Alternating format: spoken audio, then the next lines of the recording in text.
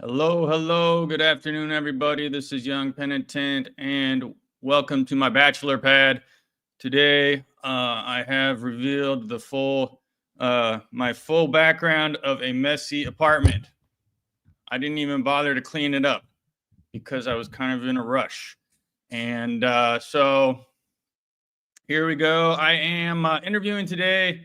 We're bringing on Matthew Pierce, and he has a YouTube channel, Schizophrenia Help, and he looks into some approaches to dealing with schizophrenia, including natural approaches and all sorts of different methods. He's been researching. This is his area of expertise. He's been researching it for a while. So I'll remind everybody to like the show, subscribe if you haven't, also share it around. And with that, we'll add him to the stage. Welcome, Matthew. Hey, thank you, Daniel, Young Penitent, or Yes. Which would you prefer? You can call me Daniel. You can call me Young Penitent. Some people call me YP. I kind of like the YT. Okay. YP. All right. YP. Yeah. YP. Yeah. So basically, welcome to the show. And first of all, okay, so I found you because by Lauren Kennedy West, right? Right. On the Discord. Yeah. So which Lauren, now, for people who don't know, she's the biggest schizophrenic YouTuber on YouTube, and she's also Canadian. So I'm a Canadian. She's out in British Columbia, and her Discord is probably popping more than my Discord because I have 1,000 subscribers and she has 300,000. And she's used some of these.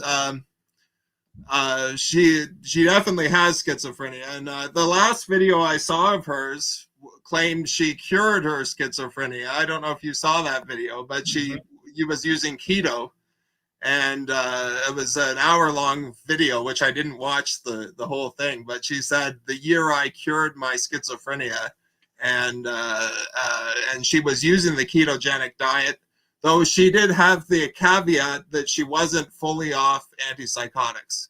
So she didn't recover completely. But how long have you been following Lauren Kennedy West? So I only kind of subscribed to her maybe a month ago or something like that. So I found her recently, and she does a lot of clickbait. She does a lot of good clickbait. I'll say good clickbait. Yeah. Are you? Yeah. So she's. I mean, I'm only just starting to learn her content and follow her. I think she did actually eventually go off completely. She was kind of documenting her journey, saying, I'm going to try this new approach, right? Okay. And I think she eventually got off completely. Yeah, that might be correct. I know I saw a video. I don't know, because she was tapering and then she was doing various things, and but she thinks she's in remission. So whether or not she's off completely or not, she thinks she's on a low out.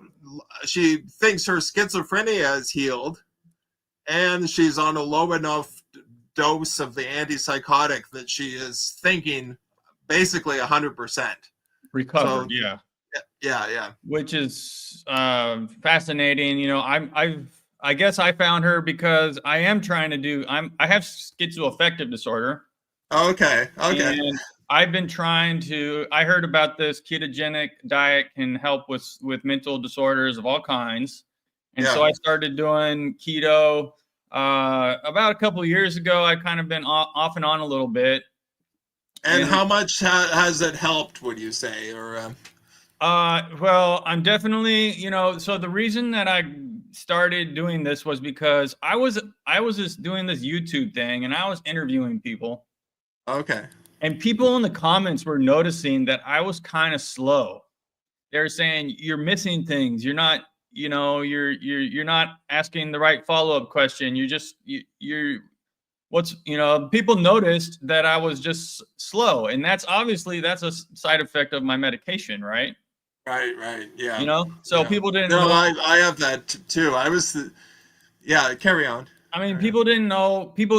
a lot of people watching my interviews might not have known that I have schizoaffective disorder. I can present myself normally. Most people, if I don't tell you and you don't know me well, you don't know that I have a mental illness. It's well controlled, you know? So, but people started noticing this and it got to me and it bugged me. And I was like, you know, you're right. I'm kind of slow. And then someone said in another YouTube comment section, you know, you can use ketogenic therapy. And I'd known about this for years, but for some reason I didn't try it. I did ask my doctor at one point about using ketogenic therapy, and he didn't recommend it because it's such a highly restrictive diet. Okay, yeah.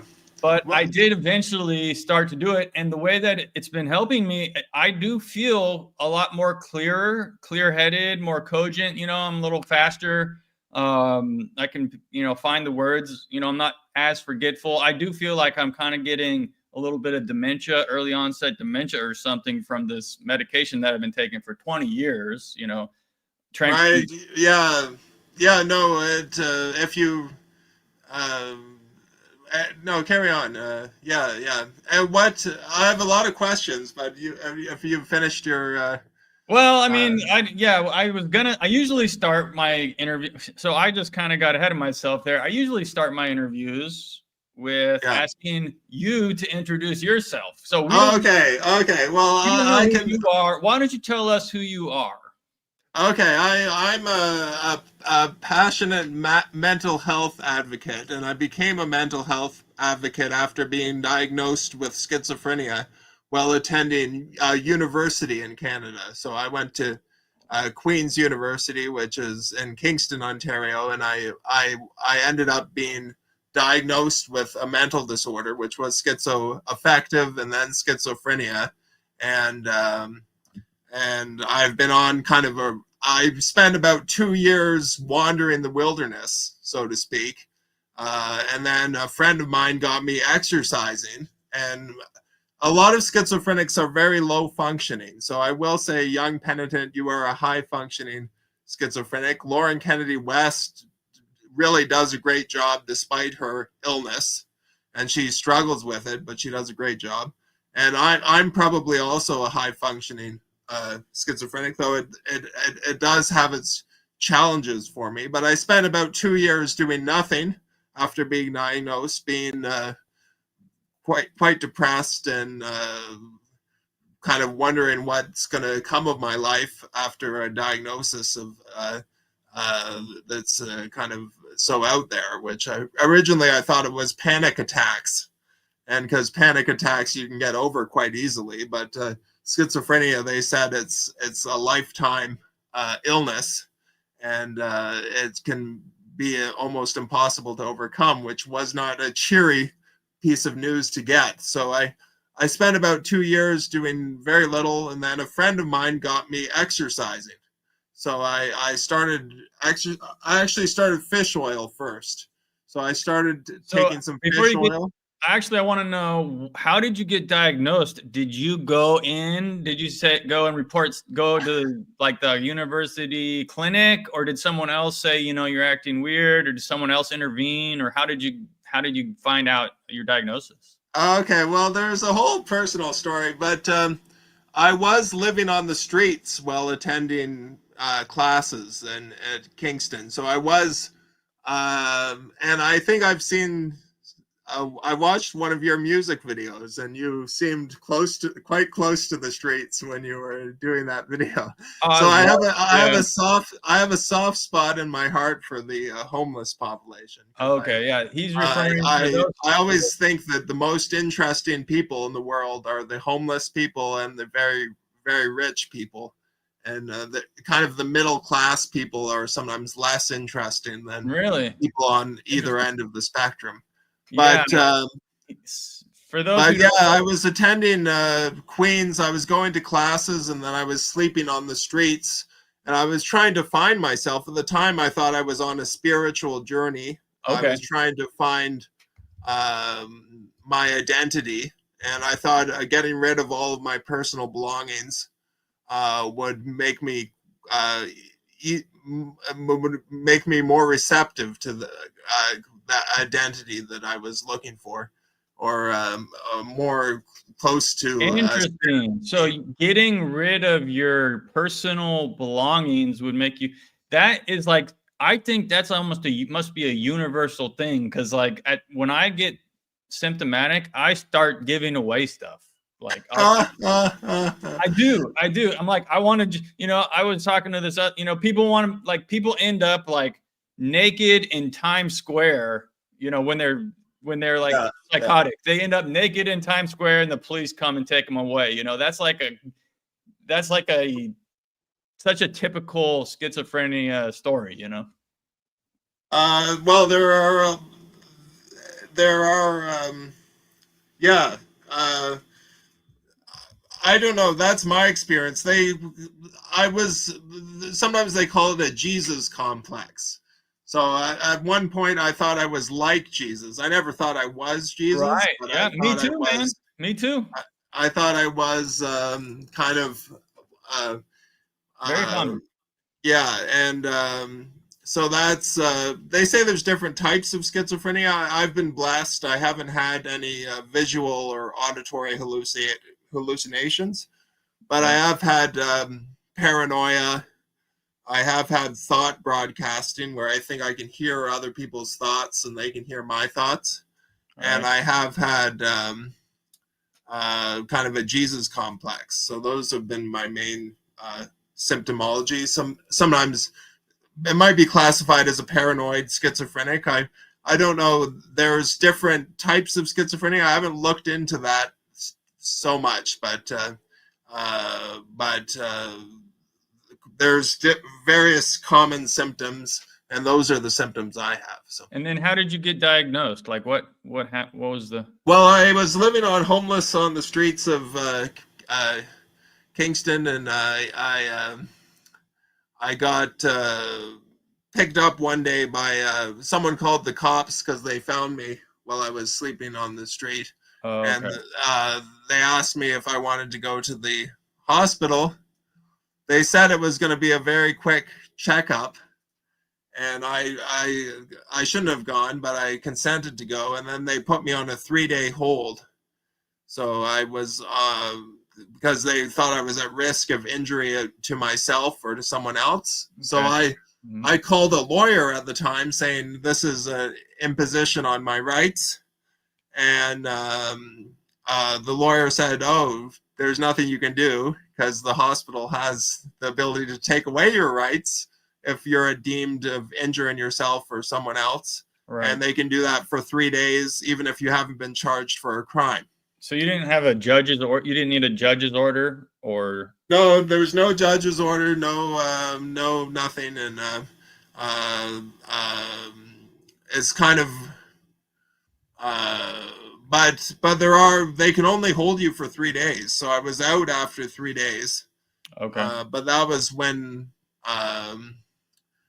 kind of when I had been seeing a psychiatrist before then, but and they were thinking I might have schizophrenia, and then because I was on the streets, and then I went into the psych ward, had this kind of not a very pleasant experience, I would say. Right. I was it's not quite being locked in a padded room, but it wasn't the best where I was. And then I ended up going back to my hometown where I eventually had a psychotic break where I lost touch with reality completely, and it's kind of like an LSD trip. Yeah. Yeah. And I ended up wandering off into the woods, where I was picked up 2 or 3 days later in the woods and brought to a psych hospital where I stayed in the hospital for about a month after that, and that's where I was first put on an antipsychotic. Okay. So you did mention the LSD aspect of it. I have heard this described to me before. A person who has schizophrenia is like, it's like you're living in an LSD trip that lasts for like 4 years. Well, Like someone said there's if I describe what was going on in my mind to someone who has experience taking LSD, that's how they would describe it. okay, yeah. Someone told me, no, I've never fiddled with Me either, but drugs myself, but someone who has a friend of mine who has a mental illness said there's no high like a natural high, and he was bipolar, and he would say there's no chemical you can take that can match the bipolar high he would get when he was Yeah. off medication, and that may be true with LSD or mushrooms or acid or ashkenazi ashkenaz No, you're talking. the Judah? Brazil Oh. psychedelic Oh yeah, herb.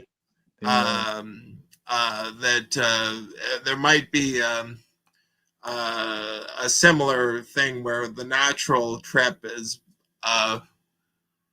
better than the or more vivid than the LSD trip.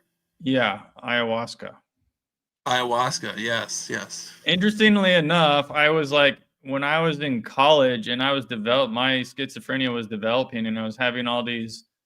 This is crazy. I was having all the, developing all these delusional beliefs and stuff, and it was like a trip. And then I got into this Spanish class, translation. It was a translation class where you learn how to translate texts. And the teacher stood up and said, "Hey, there's this graduate student who wrote this book in Spanish, would like it translated into English." And it was a study on the indigenous tribes of the Amazon about their use of ayahuasca. So here I am having this, 2-year ayahuasca trip, and it's presented, and I raised my hand and I studied and I translated this ayahuasca study when I was in college. I still have it somewhere. It's very interesting. So I knew about that like way back in 2000, like that was like before it became popular.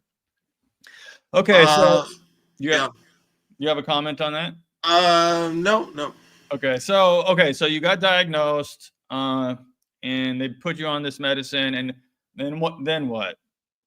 Well, if you've been on an antipsychotic, it's very draining. Right. So an antipsychotic works by taking out the dopamine from your brain, and the dopamine is your drive. It's your desire to do things. It's your some people think dopamine is the happy hormone, but that's more serotonin, I think, but I'm not sure about that. But dopamine is related to drive, and without dopamine, you kind of become more lethargic. Your brain doesn't function as well. It's sedating also, so you do have like a slight delay, a slight veil. It's hard to drive, use machinery. So after getting put on an antipsychotic, I was put on a very strong one at first, which was olanzapine, which is the strongest, one of the strongest. And then eventually I got, Zyprexa. And then eventually I got switched to a less sedating version, which was called Invega. But it kind of sapped my energy, and I just wandered. I didn't do much for a little bit, and then eventually I started doing things again. So. Okay, and then you have this YouTube channel now that you called it's Schizophrenia Help, right? Yes, and it's not just schizophrenia. But if anyone has a question about, you can go to my channel. My channel's linked below. But I started off searching for answers to schizophrenia because I had schizophrenia. Okay. And then I thought I should share those answers with other people because it was good stuff, and I wanted to try and give back to the community, and do something positive with my life. So I started the channel to do that, but it's branched out. So I have videos on depression, anxiety, PTSD. I have research done on autism. I have research done on criminality. I've all kinds of mental health things, anorexia. So it's kind of branched out into mental health more generally. So okay. And but so I'm happy to take questions about any mental health disorder. Okay, sure. Yeah. Anybody? We do have one question if you want. Right now, from Archangel's Book Club, and he says, Interesting study says that people who hear voices in the West normally hear intimidating and mean voices, but in the East, they tend to be calming or comforting voices. So that would be the East and West United States. So is that East West United States, or is that East? Or it could be China and yeah, it versus could be the Far East. Versus Europe. That might be a state of morals in the West versus East. If you're comparing the Chinese and Japanese and their kind of community-minded ethic, where they look out for each other and try and build each other up, whereas the more competitive aspect of the West and the kind of more moral kind of failure of the West recently, with kind of the rise of LGBTQ and loose morals and the continuing loosening of morals that kind of began in the 60s and is still kind of continuing, but or might be starting to reverse recently. Yeah. But I will say the voices used to be positive. So there are a couple of studies done that documented the voices in the 50s versus the voices in the 70s and 80s. And the voices in the West used to be positive, and then they went negative. Wow. So that's kind of an interesting thing. If you're a youngin, and I'm a youngin, I believe in kind of invisible threads or connecting people. You could say that there was some kind of spiritual change that occurred around then that led to and somehow schizophrenics can pick that up. So oh, interesting. We don't really have a good scientific understanding of spirituality, but it can be measured. The effects of spirituality and spiritual phenomenon are found in nature, and there's a lack of scientific insight to how it might work, but you can believe in these things, and they are effective to believe in kind of spirituality and faith healing and all these different things. But the modus of how they work hasn't been discovered yet. So all of these kind of doubting Thomases, that they need to see it to believe it. The Galileo, we haven't had that Galileo moment where we can see it under and take a picture of it per se, and provide the proof of what's going on. So it's but yeah, no, that's a very interesting comment. I haven't heard that the East versus the West have different voices, but I had heard that the West used to have positive voices and then the voices went negative. So. Oh, interesting. I would like to comment on this. So I have heard voices at various times, and it's at different levels. Sometimes they're just in my head, like not with my ear, but I can hear them. Okay, yeah. Sometimes you don't actually even hear them in your head, but there are just ideas like that you hear, like as it's I forget what is the term. They're still hallucinations, but they're just not, you just don't hear them, and you just hear the idea that gets put in your head. Yeah, I think that's thought broadcasting. I think that's more what I have. Yeah. And anyhow, like I was similar to you, where I got arrested, and that's how I got diagnosed. I got arrested and put in jail, and that's when I first started hearing voices after my first psychotic break. And was jail made it worse, right? Yeah, probably. Okay, well, I got worse after being kind of locked up, and I think they actually designed psych wards to make it worse. So really, if you were generous, you'd say it's so your symptoms manifest while you're being monitored, so they can medicate you and treat you properly. But if you were being negative, you would say it's just a scheme to make people mentally ill so that they can get hooked on money-making pills. So. Wow, I never heard that one before. That's interesting. But so I did start hearing these voices in my head after I woke up in jail. Like that was the first voices I ever heard. And I describe it exactly as this. It was like hearing a good angel and a bad angel on my shoulder. I had one voice was very encouraging. It was like that kept saying, keep going, just trying to encourage me like that. And the other voice was basically driving me crazy and making me more insane. And I can't remember exactly what he was saying, but that's how I would describe it. And that's actually, I don't know if you know this about me, but I'm an Orthodox Christian. That's the focus of this channel.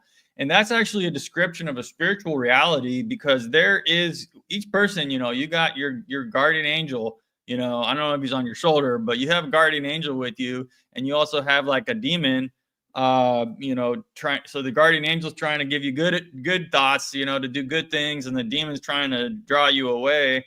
And I've actually heard from, you might, maybe later we can talk about Jerry Marzinski. I'm sure you've heard of him, but unfortunately I haven't, so okay. It might be a little bit of a dead end. You should probably look into Jerry Marzinski. I've looked and heard a few.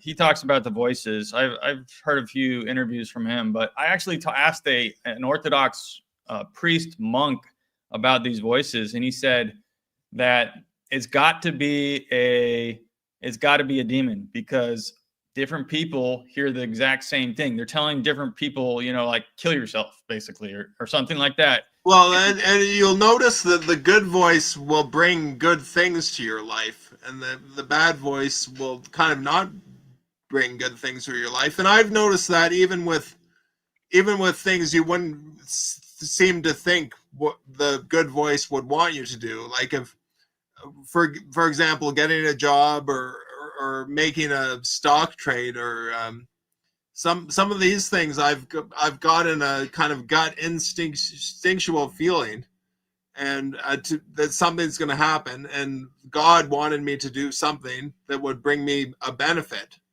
and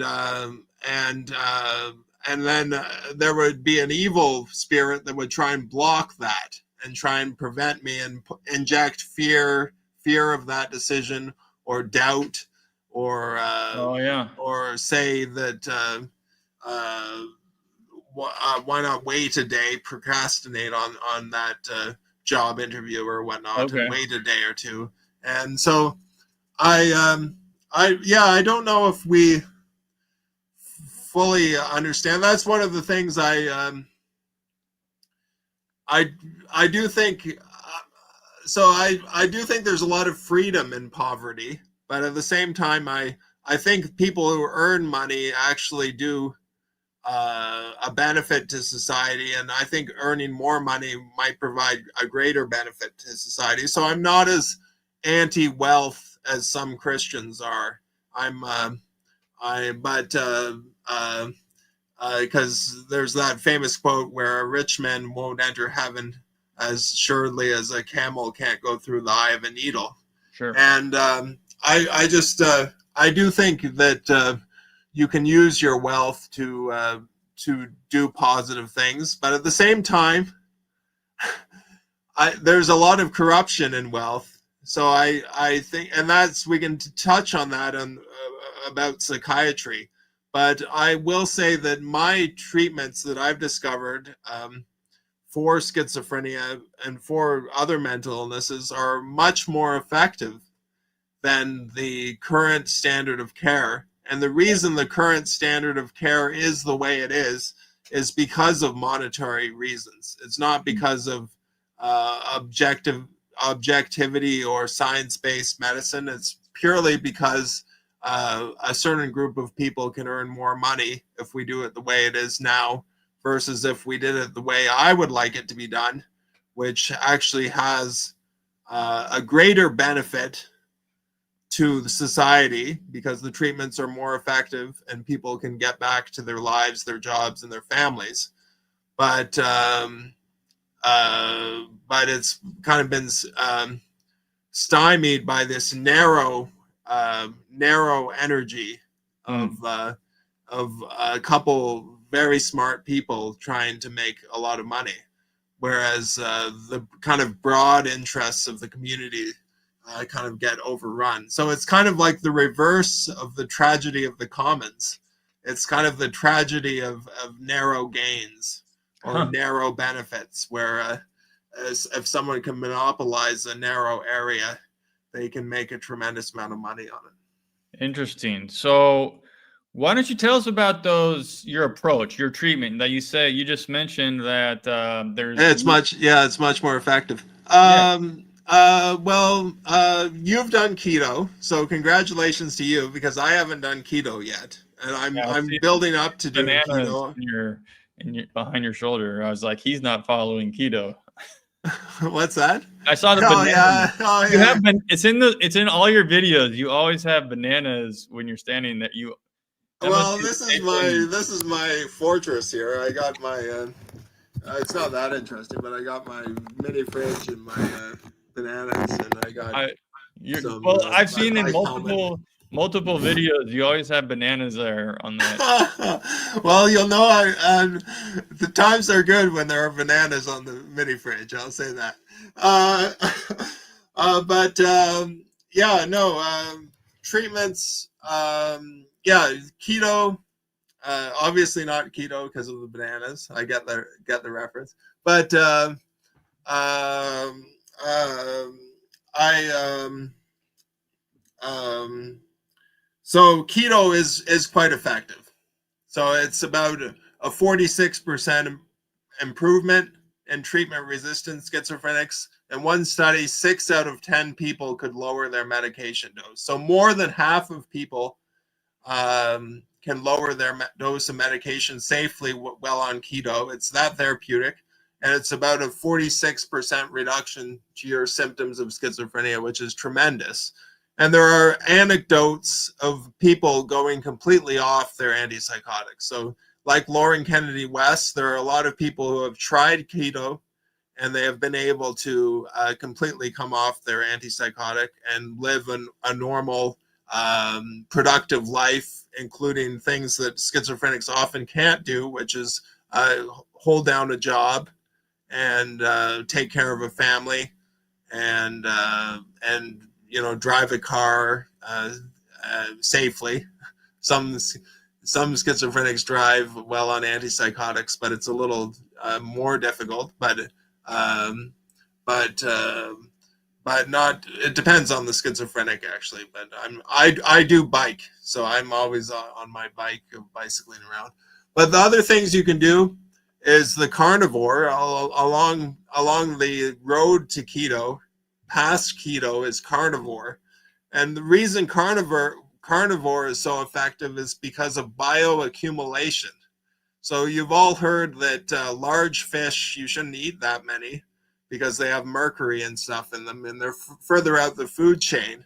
So they accumulate more nutrients, and depending on what nutrients they're fed, the nutrients can be positive or negative, and they're just more highly concentrated in meat than in vegetables and fruits. So carnivore is high in nutrients, and it's also a ketogenic diet.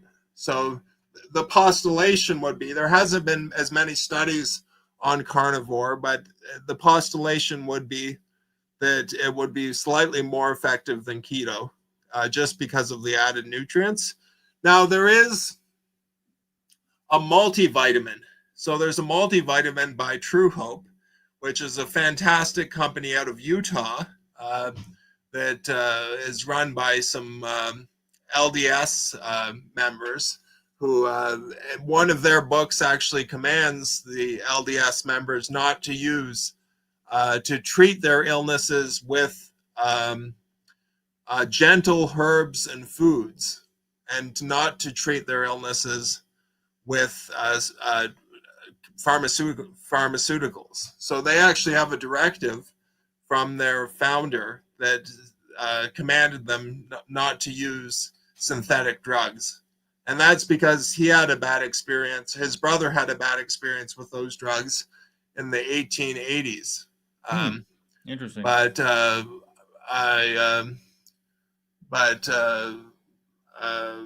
can't think of the name of Mormon founder, but the LDS founder. But anyway, this True Hope multivitamin. What's that? Was it Joseph Smith, I think? Yes, Joseph Smith. So yeah, and he was the character of all. He was if you look at his life, it's kind of a lot of womanizing and fighting and all kinds of things went down in his life, and he founded a state basically. So it's an interesting life, and he eventually was shot while jumping out a prison that he was trying to escape. Really? But I'm not here to proselytize about the LDS Church. I just wanted to comment on this multivitamin, which is instead of going carnivore, you can get, it's a brain-directed multivitamin that was aimed at bipolar patients. And bipolar patients are similar physiologically to schizophrenics, except schizophrenics are slightly worse. So this multivitamin, it allows about 70% of people to taper their medication down to 1 milligram haloperidol equivalents or less. And it allows about 56% of patients to go off their antipsychotic completely. Wow. With no other treatment, just taking a multivitamin. Well, you have to combine it. So there are other things that are important to do, which is allergens. So if you have a brain allergen can cause schizophrenia. It can cause bipolar. It can cause depression. It can probably cause anxiety. But if you're allergic to something that your brain is reacting to and causing inflammation, you'll have to remove the cerebral allergen, and then you can take this multivitamin. And they also have the multivitamin along with free form amino acids. So I'm not, but I've tried it myself, and I was able to successfully taper my my medication by about 70% or 75%. So okay. The other thing you can do is B3, and you've heard about Abram Hoffer. A lot of people have heard of Abram Hoffer. Absolutely. He founded the orthomolecular field of medicine, along with Linus Pauling, who was a two-time Nobel Prize winner, who thought this orthomolecular medicine was going to be his greatest legacy, actually, compared to, rather than his two Nobel Prizes. So I think one was a Peace Prize and one was a physics or chemistry or biology prize. But he and basically Abram Hoffer discovered that niacin or B3 could take people out of an LSD trip. So if someone was tripping on LSD, you gave them some B3, they would come out of the trip and become cogent again. So he postulated that schizophrenics would benefit because schizophrenia is similar to an LSD trip, and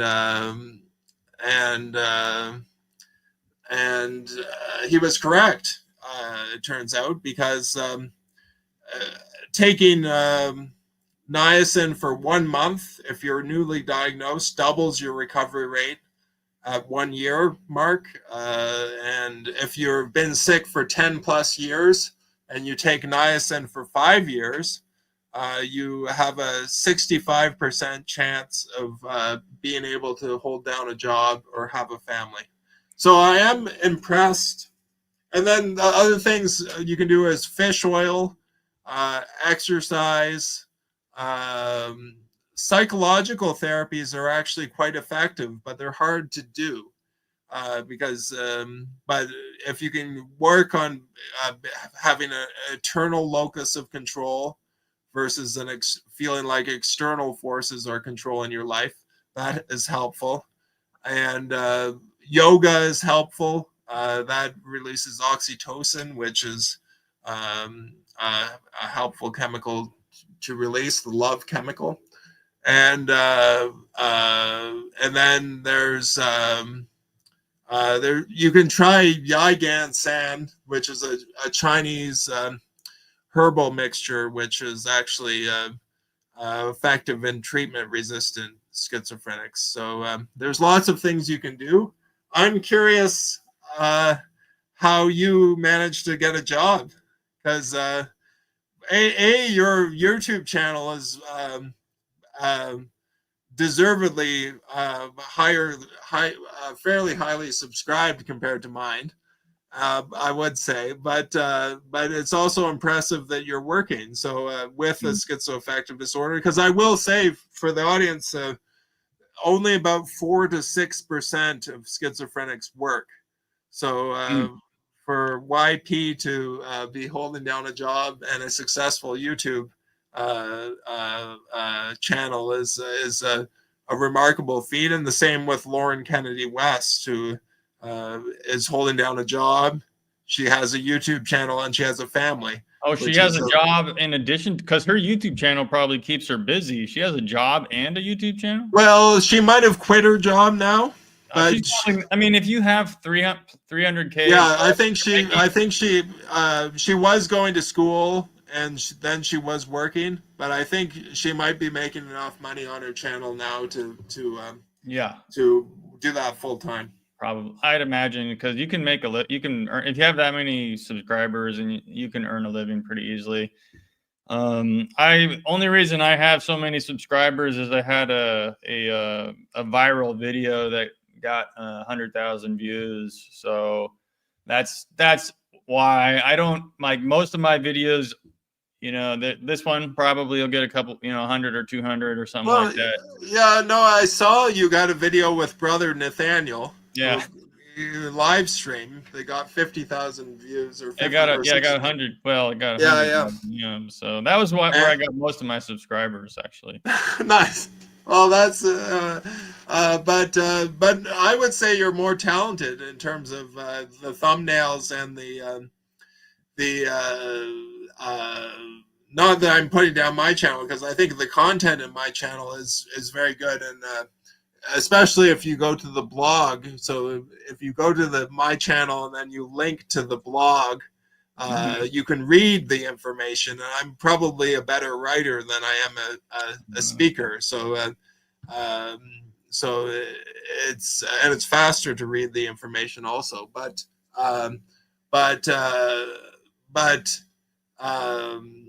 in terms of and I watched your music video. That's what I was going to say. So yeah. I just watched 2 of your videos. One of them was a music video of you seemingly living on the streets. Oh, right. And it was about 12 years ago or so, and or 10 years ago. And you were putting cans into a machine to get change, and you were doing some rapping. And I thought that was a very well shot video. But I won't lionize you too much, because I think your followers know why they follow you. So. Oh, okay, yeah. So he's referring to a music video called "Perfect World," which you can just search for if you want to watch it.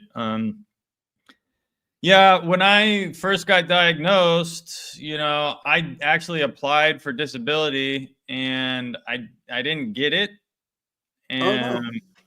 So if I had gotten disability, maybe I wouldn't be working, but so I didn't get it. So I went and I found this job, and the job I could do, just pretty easy, low stress, groundskeeper, kind of work. So.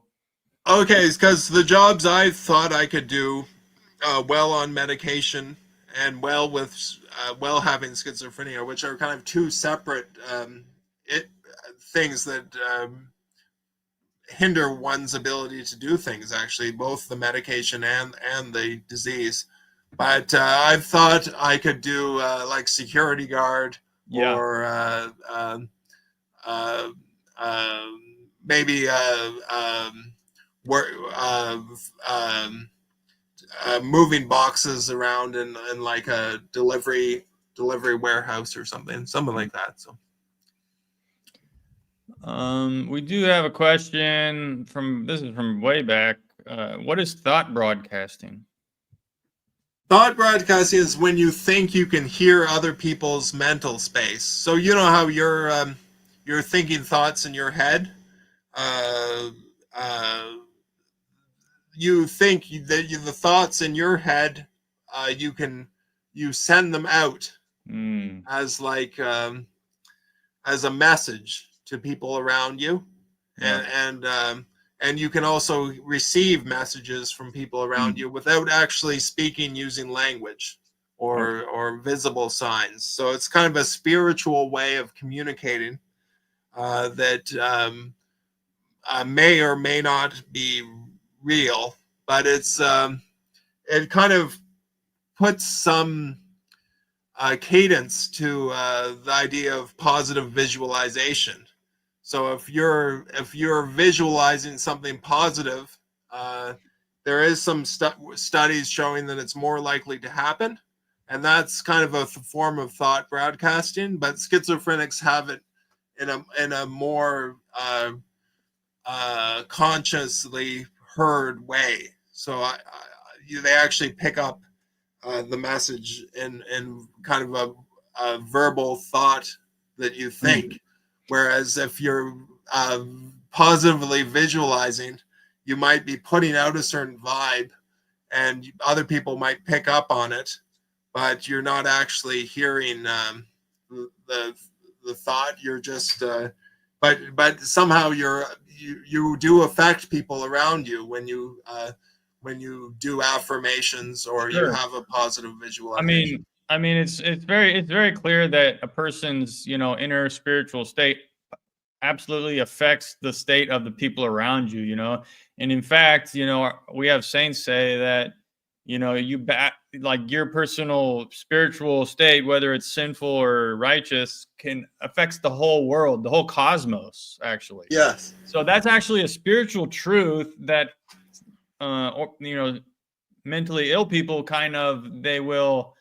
they kind of take it too far in their heads, and they kind of lose control of it. I honestly think that at the root of many, probably most, maybe all mental illnesses is a spiritual root of pride and other disordered spiritual states that just get that get kind of exacerbated too much, and that's based on my experience observing people when I was in the state hospital. Well, it's crazy in the hospital, eh? It's if you've ever been in a mental health ward, but I it's mean, yeah, there's people like walking around like with their tongue hanging out, like just the worst people are gathered there. It's kind of sad at sometimes. well, I think Canada has a slightly better system. Not that we're better in every way, but when it comes to the psychiatric facilities, but um, uh, I've heard they churn people through pretty quickly in the States. You're there and then you're out very fast. Whereas in Canada, they hold you for a longer amount of time, which can Well, be better or depends. worse. It depends on if it's a state hospital or a private hospital. Because if it's a private hospital, you have insurance companies basically applying pressure to get you. They say you can only stay for 5 days or something, that they won't pay for more than 5 days. So if it's a private institution, they might want to get you out. But if it's a state hospital, once they get you in there, it's actually, you're kind of stuck there, but and there's various ways to get. It depends on, it's state to state. There's different rules. And in our state, for a state hospital, you either get a GEI, which is what happened to me, guilty except for insanity conviction, basically, or you can be a civilly committed, in which case, you kind of have to agree with together with a judge, I think, to go to the hospital, in which case you kind of sign over your life to the doctors and this, the whole institution, basically. Okay, so you lose. You that's they call that a community treatment order, I think, in Canada, where you're forced to do things against your will, Yeah. and you have like a ward. You're a ward of the your guardian. So how is that thought broadcasting different from hearing voices? Because it's just a thought in your head. It's not an auditory. Yeah. You're not hearing the voice. You're thinking the voice. Carnivore is similar to the Atkins diets. Is it? Yeah, no, they've rebranded things. Actually, part of me thinks that Jesus was actually curing people 2,000 years ago. So there in the Library of Alexandria. There were about 20,000 books on health, uh, and a lot of those books would have contained probably very helpful advice when it comes to treating illnesses. So a lot of this stuff gets rebranded to a certain degree and rediscovered. And sometimes we forget things and then we have to rediscover them. But carnivore and keto is very similar to the Atkins diet. I would say keto is more similar to the Atkins diet than carnivore, because carnivore, um, the only people who might have been doing carnivore are some of these weightlifters. So early weightlifters used to not use steroids; they used to just eat a lot of meat. So uh, um, and that might go way back. But yeah, yeah, it Okay. is very similar. Yeah, thanks, Athonite.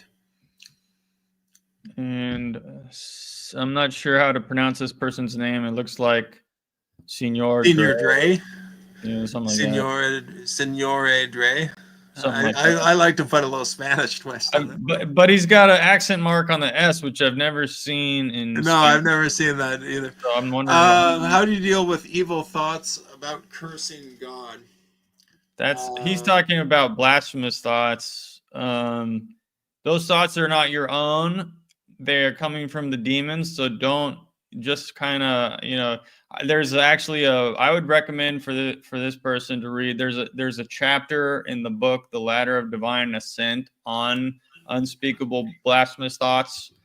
So just know that they're not your own. Go read the chapter in the ladder on blasphemous thoughts, and perhaps ask a priest if you have a priest or a spiritual father. and I do think spiritual people. I don't think they have to be a priest per se, but a spiritual person who Yeah. is someone who has a positive glow or a positive vibe to them. I think that they can probably cast out curses and demons as long as you channel. Maybe even someone who is spiritually corrupt can also focus their energy on the proper divine um, uh, light, and they can also remove curses if they ask, because the Bible says, knock and the door shall be open, ask and you shall be heard. And so I think there are curses, and I do think they can be removed by uh, uh, channeling godliness.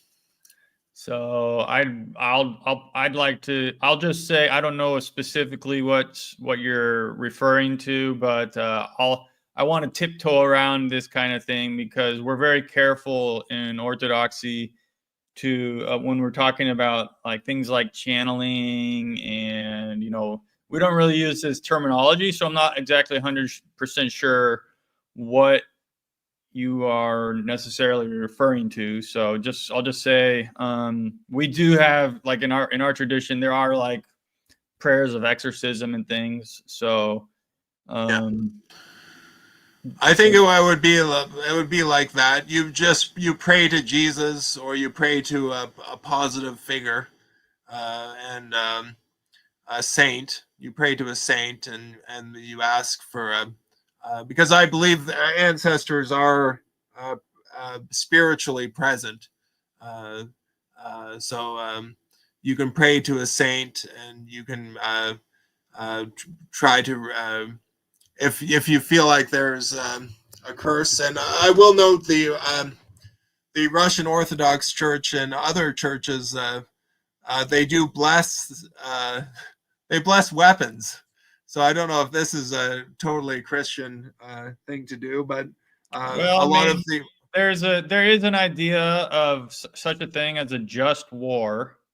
So right, I agree with you, and yeah. I think when you bless something, it gives it positive attributes. So if you bless a weapon, that weapon would become more accurate. It would become more deadly to sinners per se, or ungodly people, or depending on how you, or enemies, depending on how you look at it. So I do think. I do think, but it is. Jesus was a pacifist to a large degree, so it is Oh, kind of amusing. I would disagree with that, but that's fine. We don't have to. Okay, no, I don't want to, because you're the expert on that particular field. Right. What? So you do take some spiritual approaches too, right? You said in one of your videos about a religious belief or practice, and what did you find in your research about Yes. how that helps? So attending church is good for physical health. So if you attend church, you live about 4 years longer on average. Um, So every second you spend in a church, or at a young brothers meeting, or going to Sunday school, depending on your age, every moment you spend in church, you live more than a second longer. So it's a positive net gain on your lifespan to spend time in a loving community, and it is also beneficial to your mental health. So there's some research showing that especially for women have much less depression and less problems with alcohol and drugs. Men also have um, less problems with criminality, and so do women. And then in terms of schizophrenia, there's a heightened. I couldn't find the effect size, so I like to give numbers in terms of how effective things are. But it is you are it's a positive thing. You are more likely to recover. I don't know by what degree, but by some degree, you are more likely to recover if you attend church. But the physical attributes, or the benefits, are are quantified. So yeah, every second spent in church, you get more than a second back. What? So in terms of lifespan. I'm just curious. What is your spiritual practice? Well, I love the Russian Orthodox Church, and I view them as more um, less. I don't want to upset anyone, but I don't particularly like the Catholic Church, and but I do like the LDS Church. So these are people viewed as heathens to a lot of people, but I do like the Jehovah's Witnesses and the LDS Church. And in my practice, I've come to realize that a lot of times the most demonized people are actually the best people. So I'm not saying I'm going out there and becoming like a Nazi, or a Scientologist, which are probably the most demonized people out there. But I would say that uh, I like the LDS Church, and I like the Jehovah's Witnesses, and I like the Quakers. And partially why I like those groups is because they're community run churches. So they're run by they don't have a paid pastor, and they're each of the brothers, and sometimes each of the sisters also take turns giving the presentations on Sunday. So So I like. you haven't necessarily committed to one path yet. Well, unfortunately, I my days and nights have reversed. So I have trouble getting up for Oh, okay.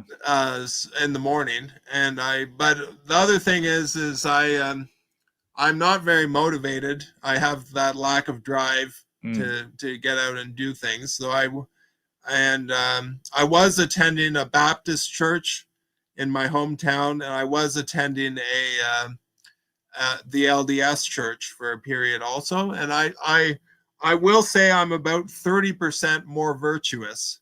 So when I'm attending church, I'm about 30% on better behavior. I stopped swearing. I honor my mother and father a little bit more. I'm more generous with and kinder to people. So there is. I remember someone saying it was like stopping off at a gas station, and you fill up your tank with kind of a loving energy. Sure. And you focus one day a week on that positivity, and it does affect you throughout the week. I think that's a good, actually a good analogy that you could actually apply that. You could definitely apply that to orthodoxy. So that's a good. I like your analogy there. So Smudgy Donkey asks a question: have you gone over the dangers of self-diagnosing? I am concerned that as a culture, I see plenty of people that just love to label themselves, neurotypical, for example. So I'm not 100% sure if this is accurate, but there is some studies showing that stigma of the mentally ill is protective of getting a mental illness. So there are dangers of wanting to be a victim. If you want to be a victim, you are more likely to become a victim, and victims are more likely to victimize other people. So this whole victimhood thing is a dangerous thing. And the desire to be neurotypical or neuroatypical is not particularly helpful. And in the Black community and in the Asian community in the States, they have much lower rates of mental illness, partially because I believe they have more of a stigma of the mentally ill in those communities. So there is something to that philosophy where if you're being too emotive or being too far out there, and your father or your uncle or someone says, just pull up your boots and get out there and do it, that might actually be a better strategy than the current strategy, which is go to BetterHelp and talk to a psychologist, and if you're feeling anything off, go talk to your doctor, and all this stuff about being perhaps overly concerned with minor mental health issues. If you have a major mental health issue, I would say that you do need to do something about it.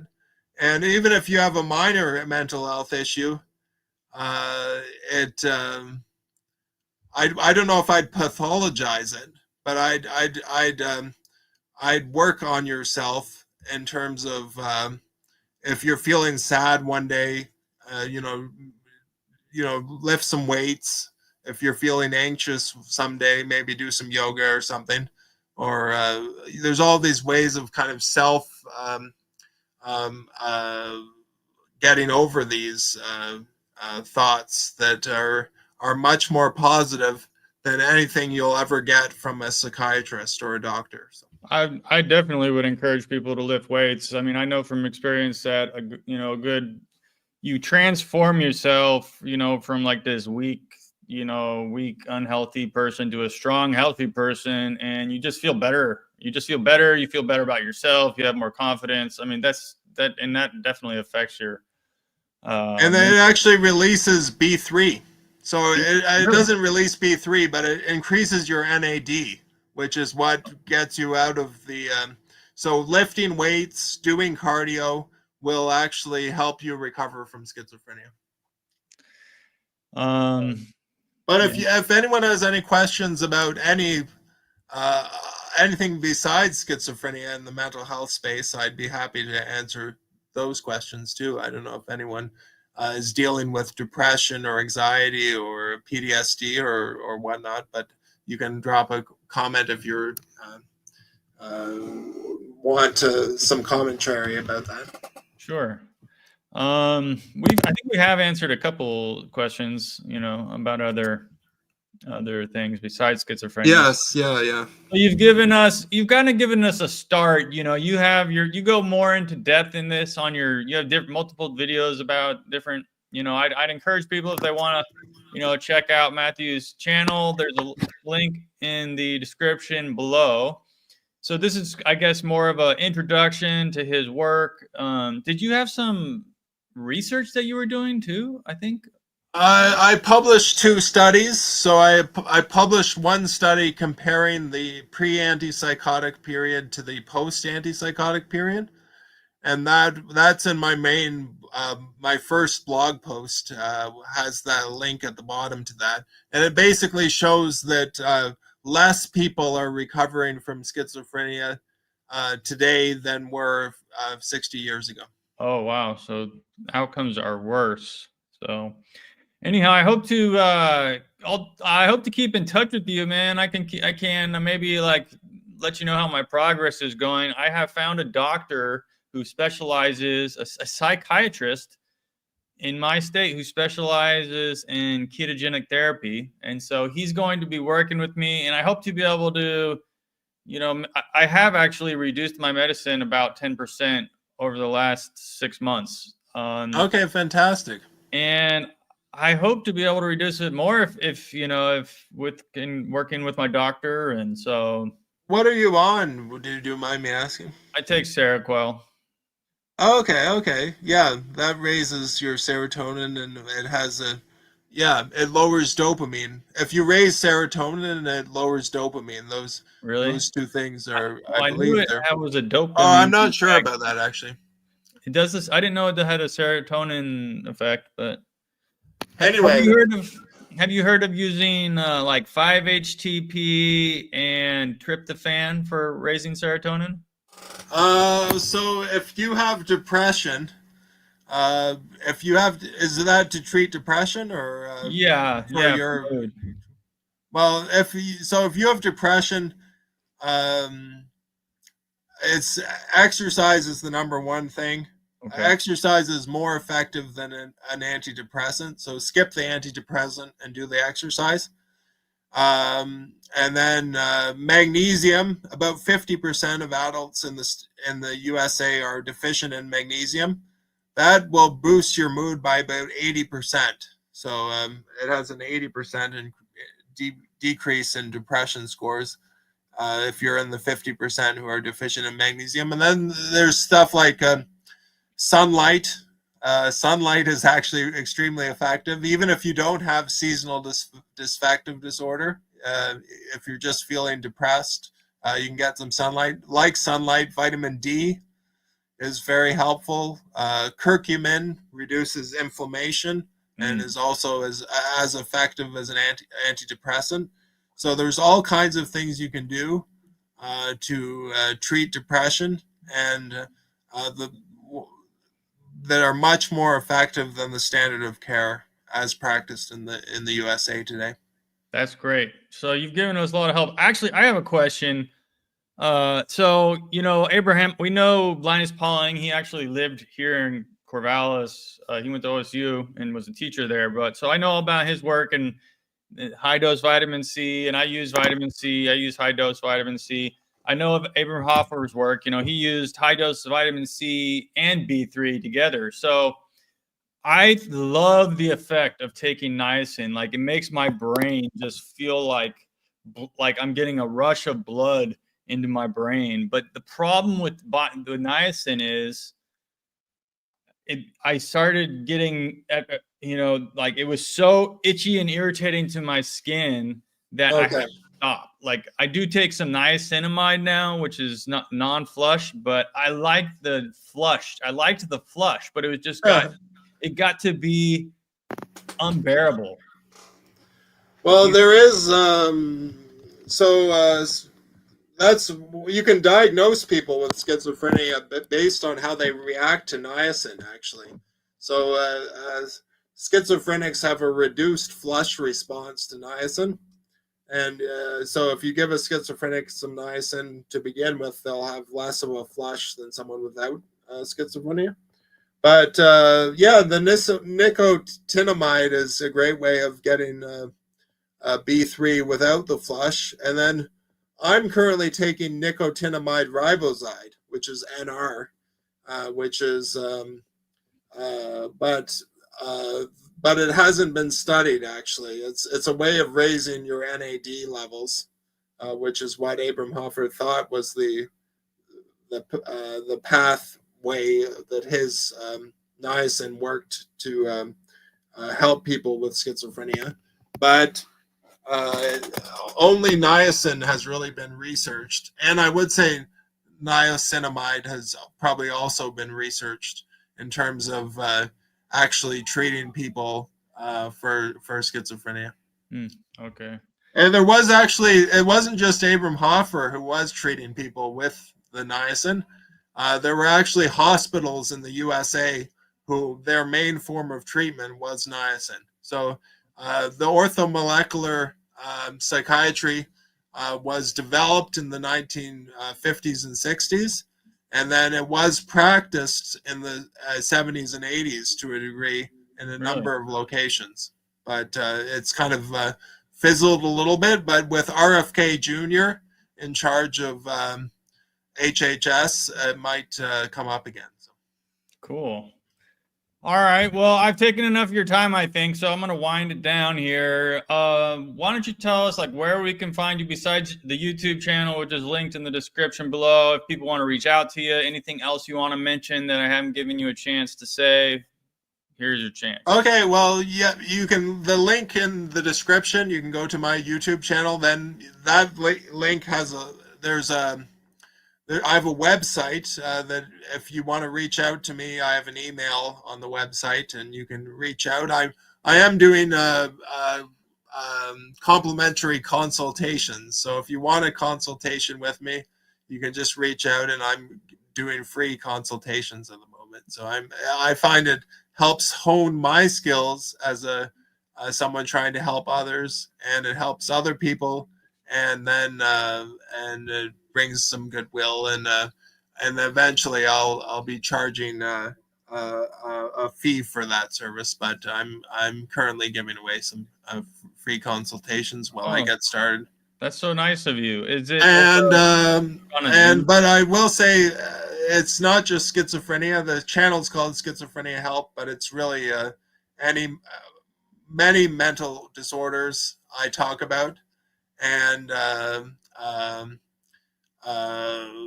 if you want to read the solutions instead of hearing me talk about them, and sometimes memory is faulty, but if you want to read the solutions, you can go to my blog, which is also linked in my YouTube channel. And the blog has a blog entry on almost all the main mental illnesses, and it has solutions for those illnesses that are incredibly effective compared to what is done currently. Awesome. But thank you so much, young Penitent. Yeah, absolutely. I appreciate coming on your channel, and I hope I've been a decent guest for your channel. I think you did a good job. I hope a couple people will go and discover your work, and you know, there's more. There are options out there besides just taking psychiatric medicines. You know, that's all your psychiatrist knows. But there's a lot of things they can be adjunct. You know, but like you said, you know, diet, nutrition, supplements, exercise. It's not just one magic pill that's gonna help you. And so, yeah, I definitely appreciate your work, and thank you for coming on. And there's one more comment from Archangel's Book Club. Says True Strength is a new Orthodox Christian content creator who has schizophrenia and is a great resource. So yeah, we might be bringing him on soon enough to interview John from True Strength. So look for that in the future. So thank you, Matthew. And with that, I'm going to log out. Goodbye, everybody, and we'll catch you in the next one.